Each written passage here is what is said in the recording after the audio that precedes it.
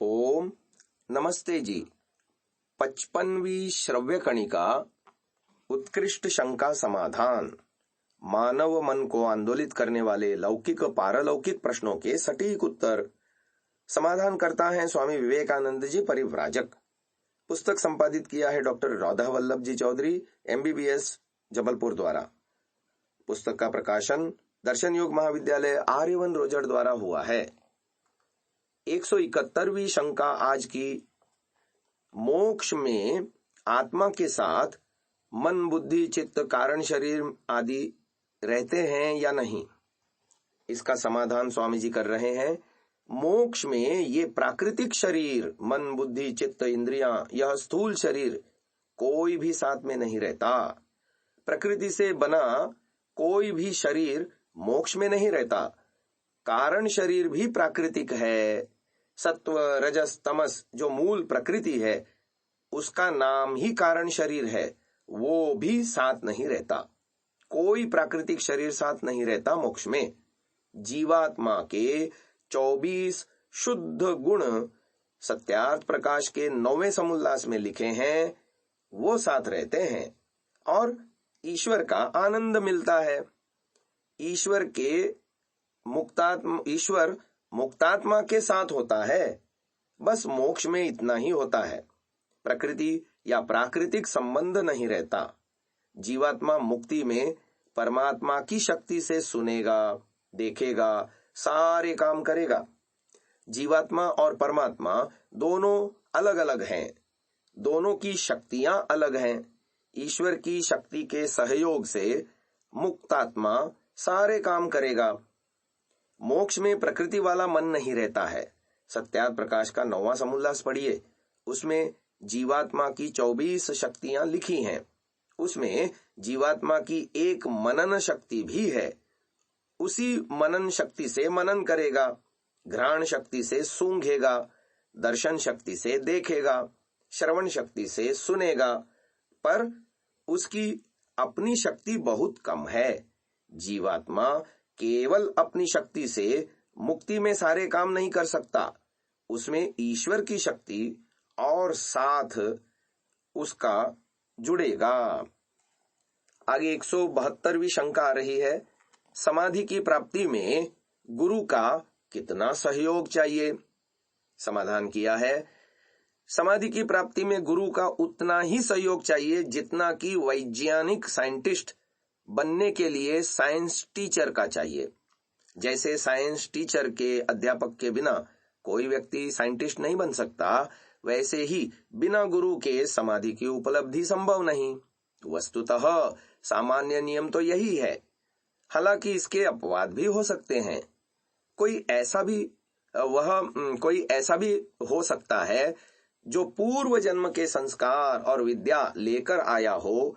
वह किसी मनुष्य को गुरु बनाए बिना ही पूर्व संचित विद्या से पुरुषार्थ करके और ईश्वर रूपी गुरु की सहायता से समाधि को प्राप्त कर ले। वस्तुतः अपवाद, एक्सेप्शन हर जगह होते हैं। इसीलिए यदि किसी को मनुष्य शरीरधारी गुरु के बिना समाधि प्राप्त हो जाए तो वह अपवाद की श्रेणी में रखा जाएगा। लेकिन यह सामान्य नियम नहीं है। सामान्य नियम तो यही है कि जैसे गणित पढ़ाने के लिए, साइंस पढ़ाने के लिए, कॉमर्स पढ़ाने के लिए अध्यापक यानी शिक्षक चाहिए, वैसे ही योग समाधि के लिए भी देहधारी शिक्षक चाहिए, गुरुजी चाहिए। 173वीं अगली शंका आ रही है, ईश्वर ने सृष्टि बनाई, यह कैसे सिद्ध करें। इसका समाधान है, देखिए 3 पदार्थ हैं, एक ईश्वर, एक जीवात्मा, एक प्रकृति। इन तीनों के विषय में अब विचार करेंगे, बारी बारी से चिंतन करेंगे, फिर कोई ना कोई निर्णय हो जाएगा। पहला प्रश्न, क्या जीवात्मा सृष्टि बना सकता है। उत्तर है, जीवात्मा सृष्टि को नहीं बना सकता, तारों को नहीं बना सकता, पृथ्वी को नहीं बना सकता। यह उसके वश की बात नहीं है। उसमें इतनी शक्ति, बुद्धि व योग्यता ही नहीं है। तो 3 में से एक का निर्णय तो हो गया कि जीवात्मा सृष्टि नहीं बना सकता। अब दूसरा प्रश्न, क्या प्रकृति स्वयं पृथ्वी आदि बन सकती है? उत्तर है कभी नहीं बना सकती, क्योंकि उसमें अक्ल ही नहीं है। सृष्टि की रचना को देखने से पता चलता है कि कितनी बुद्धिमत्ता का इसमें प्रयोग हुआ है। बहुत बुद्धिमत्ता से व्यवस्थित पृथ्वी आदि बनी है। किसी भी पेड़ पत्ते को देख लीजिए, वनस्पति शास्त्र पढ़िए, ऊंचे नीचे वृक्षों की रचना को देखिए, तो आपको पता चलेगा कि कितनी व्यवस्थित है। शरीर विज्ञान पढ़िए, शरीर रचना को देखिए कि वो कितनी व्यवस्थित है। नस नाड़ियां, पाचन तंत्र, तंत्रिका तंत्र आदि सारे सिस्टम कितने व्यवस्थित हैं। इनमें जो इतनी व्यवस्था है, इसको प्रकृति अपने आप नहीं बना सकती। उसमें इतनी अक्ल नहीं है। 3 में से 2 का निर्णय हो गया। न तो जीवात्मा बना सकता है, उसमें इतनी विद्या और शक्ति नहीं है, न तो प्रकृति स्वयं बना सकती है, क्योंकि उसमें तो बिल्कुल अक्ल ही नहीं है। अब 3 में से 2 का निर्णय तो हो गया। अब बाकी कौन बचा? जो बचा है वही सृष्टि करता है। इसमें वही परिशेष न्याय यानी बचे हुए पदार्थ का नियम। तो 3 में से 2 बातें कैंसिल हो गईं।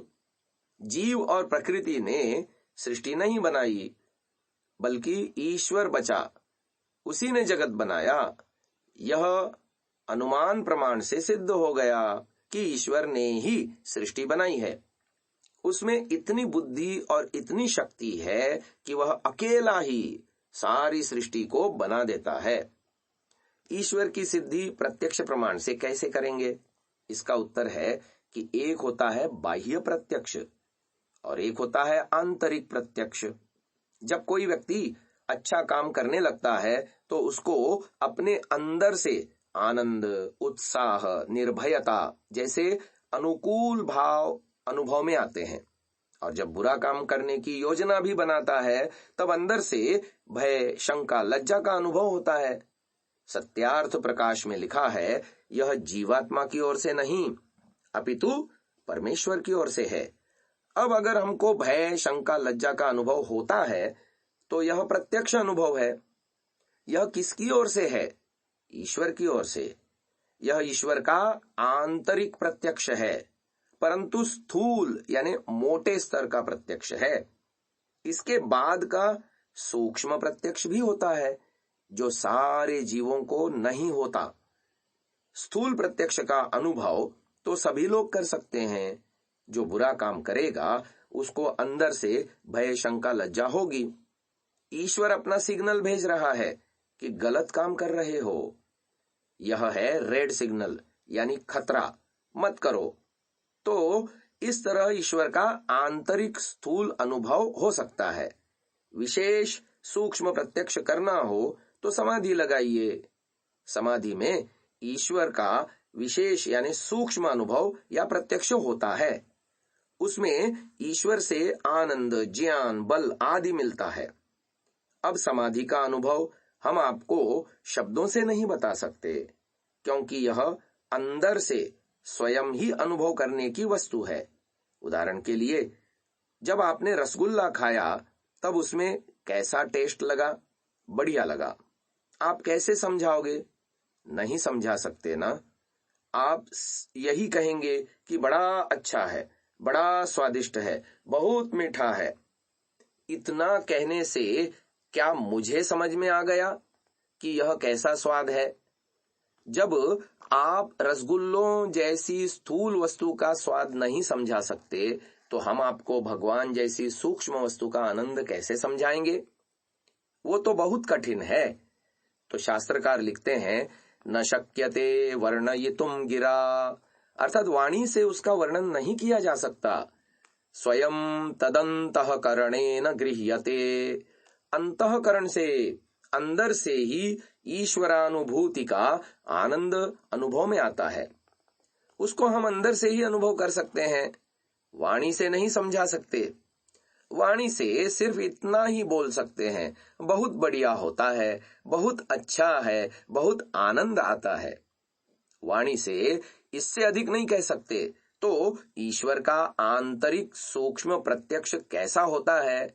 समाधि लगाओ, तभी पता चलेगा। आज की इस श्रव्य कणिका को यहीं विराम देते हैं। ओम।